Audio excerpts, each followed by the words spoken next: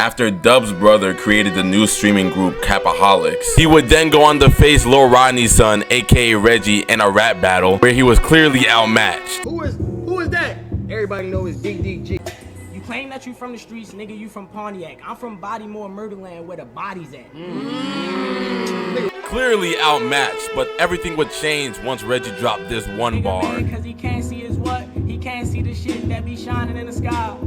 Think about it. Daryl would then go on to address his Ganin level freestyling.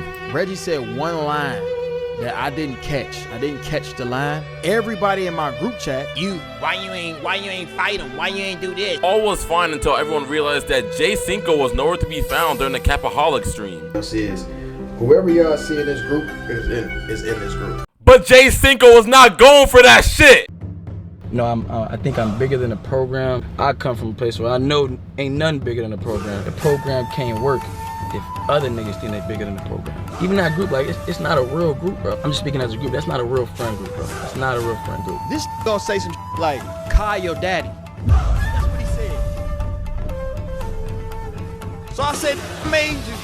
Yeah, I said it. Cinco will respond to that claim by buying a brand new Bentley. I'm like, if you saying Kai is this, what the f am I to you? DDG has set the stage once more for the 4th Great Streamer Wars. DDG and Jay Cinco, Capaholics. I never thought I'd be actually talking about these niggas. I'm not gonna lie. This shit is entertaining. I'm not gonna lie. I love seeing niggas beef that have nothing to do with me. But hey, more content for me. Streamer Beef Z, it's starting again, alright? The Great Streamer Wars start now. Not a real group, bro. Like, that ain't real.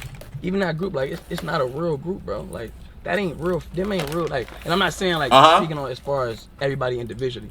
I'm just speaking as a group. That's not a real friend group, bro. That's not a real friend group. Like I said, I felt like he was the program. He ran the program.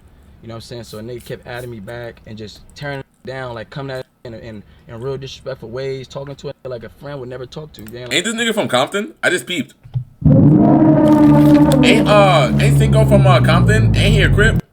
He crippin'? If so, that's tough. That got nothing to do with nothing. I just wanted to add that. Yeah, I want to start off by saying Cinco is lying. I am the Oh, hold on. Here are the tweets. Here are the tweets.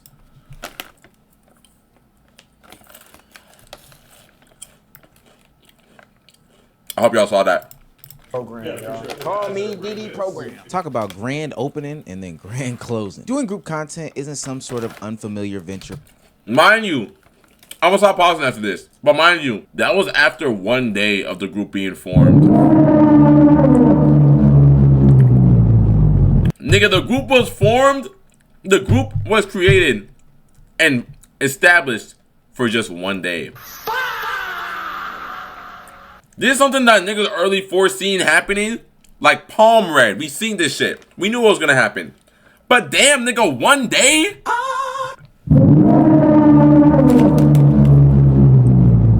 Fuck. Nigga, one day?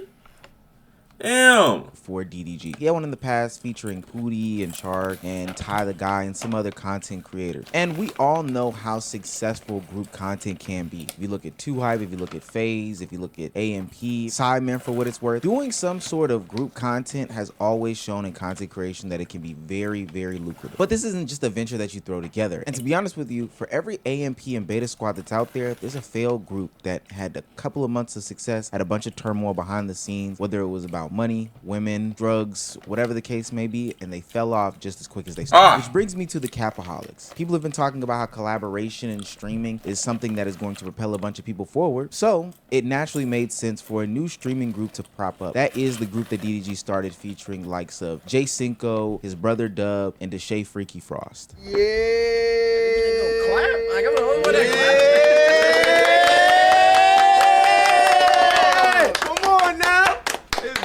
Now I want to make something very clear. I'm going to go into group content a little bit later into this video. Group content in general is just so fucking, it's overused now. You know what I'm saying? Like before, yeah, there were a lot of group content niggas out there. You can't just put random niggas in a group and think, oh yeah, we all gonna enjoy this. I'm like, no, it don't work like that, bro. But I just want people to know that you cannot throw groups together. I understand that it can be very lucrative having somebody else to bounce content ideas off of 24/7, 365, and that is the service level. But there's something called team building that goes into this, and this is why You gotta have hella chemistry with the people you form a group with. That's why I do all this shit on my own.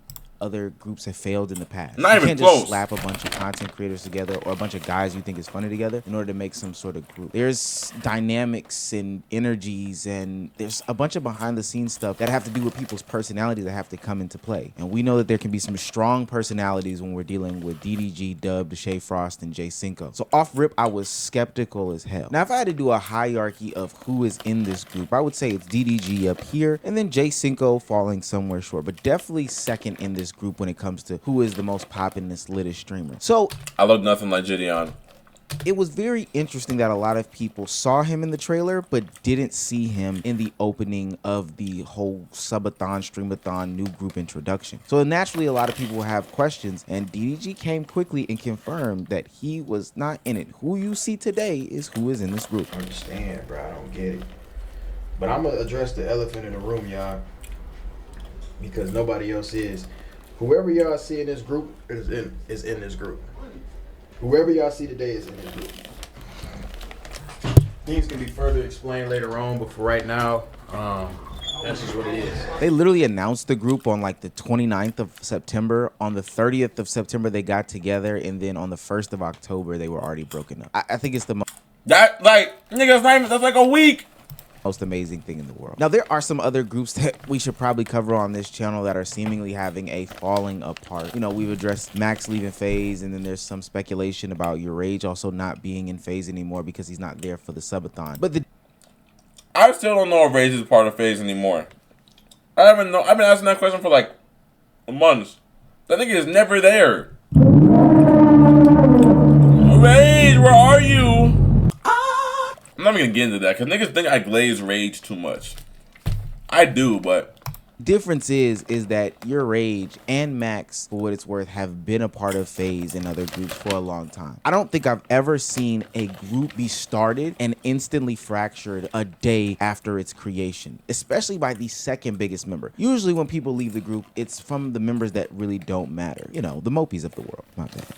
But it became very clear very fast that they were distancing themselves from any affiliation that they had with Jay Cinco a day into the group project. Now, y'all should know my slogan by now. This is why I love the internet, because we're not going to go too far into any sort of time period without getting a response. Everybody exists here. They're going to have to fess up as to what happened. And Jay Cinco opens up some interesting conversations about DDG, about Dub, about Deshae, and about group projects as a whole. You know, group content. I'm just speaking as a group. That's not a real friend group, bro. That's not a real friend group.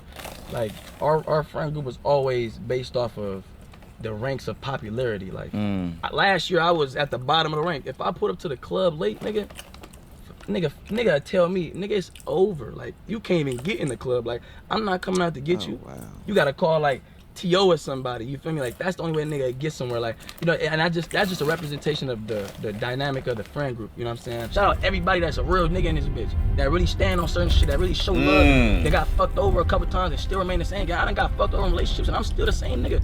Nigga told me I shouldn't ask my girl out with a bag and all that. Man, I don't give a fuck what I go through. I'm still the same nigga. You can't let certain shit change you, bro. You know, of course you can move a little different and all that, but don't let that shit change who you is, bro. If that's who you is, that's who you is, bro. You know what I'm saying? he talking.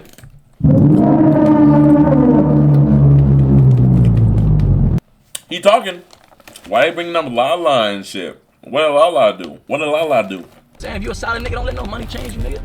Fuck that money. You say fuck that money, nigga. That's selling your soul. Say fuck that money, nigga. Boy, those are some heavy allegations. I think this is where my unique perspective can come into play here. I remember the inception of AMP, not necessarily as just a fan of the content group, but also as somebody who worked behind the scenes with them. And these were guys who had known each other for quite a while at that point. I think dating back to like the 2K16 days, 2K15 days. They were playing online with each other, you know, getting to know each other offline, meeting up IRL and making content together, having fun, you know, kind of growing as young men in the industry together. This is when there wasn't wasn't a bunch of money tied to this industry. It was just a bunch of guys who were passionate about making content, coming together and creating said content. Now, if you fast forward to 2025, the word is out and there is money to be made. But that doesn't mean that you can just shoehorn people together that don't have real relationships or connections in order. No, yeah, that's the thing, bro. Nigga like me, I don't know why I'm yelling. You can't do content with niggas that you don't have real chemistry with. You can't just, you're big, I'm big, let's join our bigness together. Let's compare sizes. You can't do that. Cause, bro, to keep it a buck, you gotta have real chemistry with niggas. Like, me and my friend group, I don't even think we can start a content group. Cause we have the chemistry, but we don't have like the on-screen time chemistry, you know what I'm saying? Shit get real different when we're in front of a camera. I ain't gonna lie. To make content. Yeah, I think some of these people have one similar link, which might be DDG in the matter. But ultimately, fixing a bunch of people in order to make money and strike hot in this content game is not going to yield you long-lasting results, especially because of the personality differences. With the foundation of this group being based off of money, that is always going to be the crux of any decision that they make. Who gets the most screen time? Who gets into the club first? Who gets the biggest piece of chicken? It's always going to be around who has the most fame and who has the most success and who has the most motion at the moment. That means somebody can dictate these things and order these steps. This is why it doesn't surprise me that J5 ultimately reveals that, you know, this ain't no real friendship. This is just a hierarchy. This is just a money ploy. This is just a game. Yeah, I want to start off by saying Cinco is lying. I'm lying. Hey, show the messages. Hey, that's why I leave it at that. Show the messages. I ain't gotta say nothing else, gang. Oh, shit. You wanna prove it to me? Show the messages. I don't be getting when niggas be like, you think you bigger than the program. What exactly is the program, though? I haven't figured that out yet. I'm gonna have to do some research. I don't mind responding to Cinco because, you know, at one point me and Cinco was homies. So if this is gonna help him financially, I'm cool with that. You feel me? I don't have a problem with that. I never start. Everybody always start with me, and then all of a sudden I'm the bully, I'm the mean guy when I keep it going. Oh, you doing too much. Oh, be the bigger person, this and that. Well, I never started it with nobody. Everybody always start with me. I do not take Cinco serious. You just trying to get some money. Like to say a nigga drive, like to make fun of a nigga whip and discredit a nigga success, I made you and all that shit hurt, cuz like, if a nigga said all that to y'all, bro, and this is just the service level, this ain't even the messages, but if a nigga would've treated y'all like how they treated me getting in that group chat game, like, you would've left that shit too, you wouldn't have stepped a foot in that shit. You would've been like, man, I'm gonna show you niggas. I don't know how, nigga, but I'm gonna show you niggas. And even if it don't amount to greater than other niggas, I'm good for myself. And I forgive niggas, not for them, but for me, so I can walk around at peace and walk around and enjoy my accomplishments. Various times I try to leave our group chat, you know what I'm saying, and defuse the situation, you know, but like I said, a nigga felt like he was the program, he ran the program, you know what I'm saying, so a nigga kept adding me back and just tearing a nigga down, like coming at a nigga in real disrespectful ways, talking to a nigga like a friend would never talk to. Then like, now before we go into a real deep dive, I do want to remind everybody that this is DDG. This is the guy who was talking about starting internet drama and internet beef for clicks, likes, and views. That was his whole gimmick and shtick at Streamer University, is that you want to create some sort of drama for the sake of engagement, for the sake of getting views up, for the sake of doing all these different things. And for the most part, that stuff is reigned true. We see how he's dealt with Reggie over the past couple of months, so I can see him playing into that. It also plays out in DDG changing his Twitter bio to the program and saying that he is the program as opposed to being bigger than the program. And it also doesn't help that the reactions of the other members of the group aren't necessarily the best. Like, they're kind of playing with it a little bit too. This needs Batman.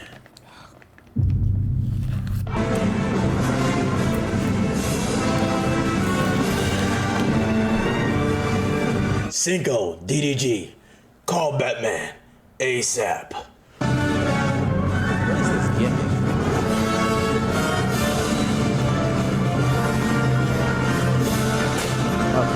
Yo. Hey, cuz. Bro, they think it's a script. It's not a script. I wasn't gonna say it was a script because it's not my business. But I mean, if you said it's not, yeah, this shit real. I'm not gonna lie.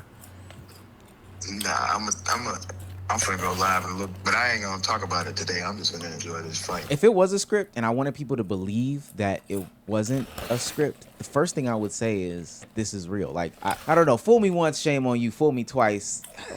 Let's continue on the video. My main thing with this whole group is I want to get to a point where we can be looked at like a AMP or looked at like a phase.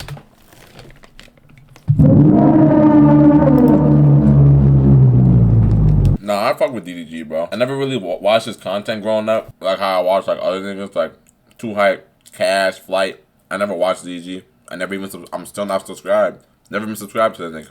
It's always been a respect thing though. You gotta respect what DDG has done. So like, I never hated DDG. He's cool. I like DDG. I fuck with him. Gang, you're not AMP, bro. You're not AMP. You're not FaZe. Nigga, I don't even know if you're Team 10.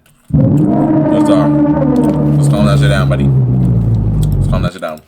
Where, you know, we getting brand deals and we like, you know what I'm saying? We really building some shit that's substantial. That's why. But it's good to have aspirations. I respect it. I respect it. When we dropped the trailer, it said October 1st to forever. And I feel like maybe it would have been more transparent if we would have did a trailer in the actual house rather than doing it in a Airbnb. And I kind of feel like we kind of sold y'all a dream, but at the same time, it's more so about, you know, just it's not about the house, it's about the creator. That's what I'm trying to say. Was the only room available to do this the bathroom or what? The difference between what DDG is doing and what other groups have done in the past is that other groups were composed of content creators who had already had high levels of success. 2Hype had Cash, LSK, Jesser, who all had about 1 million before getting into the game. Same thing with AMP. Their collective people had almost 1 million subscribers before they got into the space as well. Look at the FaZe clan. All of them were successful streamers who were averaging at least over like 5,000 per stream before they got into FaZe or whatever number. But when I look at DDG's group, it's just that. It's DDG's group. Especially with the subtraction of J5. Nobody. Oh my goodness. Oh my. The Shifter. I've never heard that in my life.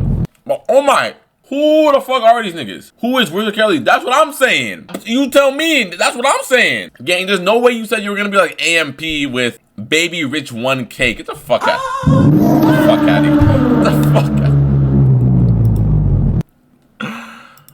Everybody in this group is pulling over 1,000 concurrent viewers, so they're going to have the identity of being DDG's group. It almost feels like a record label, something where there's this main artist over it and they have a bunch of artists below. This is like Concrete. This is literally the streamer version of Concrete Boys, except Concrete niggas can rap. Them and the bigger artists is just using the smaller acts in order to get their music off, but not really like a group venture or endeavor. And what I can also say from the clips that we are looking at, these guys seem to barely be friends. So once you start mixing business practices with people that are barely friends, it never is going to turn out well. It's always going to turn out to shit. It's going to expose the bad things that already existed in the friendship, on top of the business matters that aren't going well either. When the bottles came out, we said Capaholics.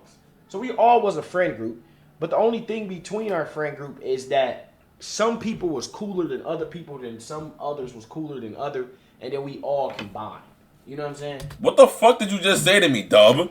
What the fuck did you just say to me? You know what I'm saying? Everybody is friends. Everybody, you know what I'm saying? Like, T.O. might hang out with Derek and Cinco more. You get what I'm saying? I hang around Derek and Deshae. Me and my brother hang with Rich more. Kelly and my brother hang around more. So y'all aren't friends. You get what I'm saying? But we all were friends. We all in a set, like we all in one. So like, not friends. This is my birthday. Every birthday we pop out for each other. But I feel like when it like, you know what I'm saying? Once you mix business with stuff, bro, it always go bad. Dub just broke it down for us. They were barely friends from the jump. It seemed like, you know, different pockets of people who had different connections. You know, a total of 9 of them, 3 here, 3 here, 3 here. And they now see, you can get away with that depending on who it is. Like RDC, for example. Mark literally explained this, how it was like how niggas got into RDC was literally like, I think Ben was like, he was Leland's friend or something like that, and he got introduced to Mark. So it was pretty much all like a connection type of thing, but like they all took the time to really get to know each other type shit. That's why they've been friends since the get-go, like best friends, and they all started out at the same time. It's not like Baby Rich did not start making videos the same time as DDG. Maybe he did, I don't fucking know. I don't know this nigga, that's what I'm saying. But what I'm saying is, it's like, it's much better to have a friend group and for all you niggas to start around the same time or be in the same playing field and work your way up. Not to have one nigga the main nigga at the top, hi, you know what I'm saying? And then everyone else is just watching, damn, he really up there. That's crazy. It don't work like that. No group is ever gonna be successful like that. I'm not gonna lie. No group is ever gonna be successful like that. I'm gonna be completely honest. Shout out Daryl though. Shout out Daryl. You know what I'm saying? Shout out Daryl. Had some sort of, degree of separation between the larger group, and they kind of just mixed together or whatever. But then they started to put business on top of it, saying that, hey, I need people to give me stream ideas, stream content, or whatever the case may be. And that's how they decided to form a group. But it wasn't like they had true chemistry or whatever. They just popped bottles in the club together. And now they're about to see what happens when this friendship becomes a content group that is a business. And the business that is being made is content. It's relying on people actually being together and being in front of each other and literally doing stuff with each other no matter what is going on. That's what Max told me. It's a group now. So when y'all get into it, just know that y'all are a business. No, at first y'all was just a friend group. When it's business, when 2 niggas disagree or 3 niggas or 4 niggas disagree on something, you're not stopping, I'm just not going to reply to this nigga in the group chat no more. Or if we go to the club or if we go out to eat, I'm just not going to go because I don't like them. Now it's like, I'm not doing content. I'm not doing business with this person. I didn't give my predictions when this thing first came out, but I see it failing. Like, I actually do. And I know that sounds very harsh, and I don't want to see black men's endeavors fail, but I think one of the hardest things to do in content creation is start a group. Nobody's ever going to be on the same page about the message and the agenda. There's actually struggles behind the scenes that a lot of these groups do not talk about. And ultimately, what comes before the friendship is the business. It's a very, very hard balance to keep up, and a lot of people fail at doing that balance. Trust me, I've been behind the scenes of those long nights, those long fights, those I want to punch you moments, but ultimately we have to get on screen together. I know a lot of those OG AMP fans know about those days early before college. I'm not gonna lie. I'm not gonna lie, I did not learn much about I didn't learn much about this. What's going on?